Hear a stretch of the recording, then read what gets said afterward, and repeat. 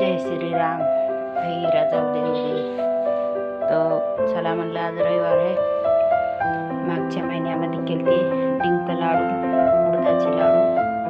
आता म्हणलं चला आज रविवार आहे काहीतरी म्हणलं आता नवरात्र उपास येतात आमच्यापासून म्हणलं काहीतरी करावं. तर मी आज बुंदीचे लाडू बनवले. फक्त केवढे किती पावन किलोमध्ये पाऊण किलो डाळीचं पीठ, हरभऱ्याच्या डाळीचं पीठ, त्याच्यात चुटकीभर खायचा सोडा, त्याच्यात अर्धा चमच मीठ आणि बाकी मग मी 1 किलो याची बुंदी काढली. बुंदी काढून नंतर मी 1 किलो साखर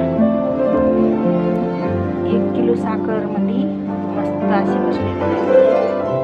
मी काय मला माहिती येत नव्हतं काही. मी फक्त काय करायचे, जेवढी डाळ आहे ना 1 किलो डाळ असली तर 1 किलो साखर घ्यायची. त्याच्यामुळे माझे कसे कमी पडायचं, गोड कमी पडायचं, त्याच्या साखर कमी पडायची. तर हे असे बसत नव्हते.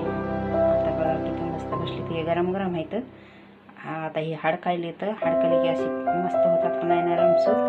तर मी आता हे दिवाळीचं म्हणूनच समजा आता हे दिवाळीचं म्हणजे सुरुवात आता थोडं केलं आहे. आता हे दिवाळीचं फराळाचं असंच करायचं.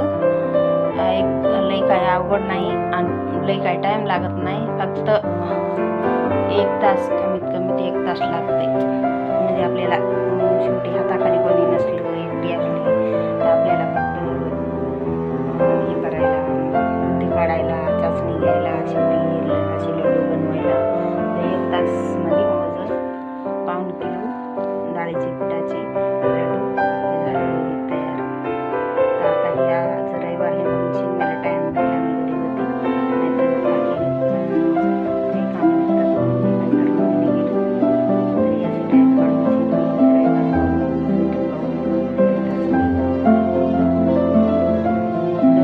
एक गोष्ट लक्षात ठेवायची, कधी आपलं काही बी केलं ते फराळाचं केलं तर पहिले आपण काय करायचं, देवाच्या मोहरी ठेवायचं. देवाच्या मोहरी ठेवलं की प्रसाद होते.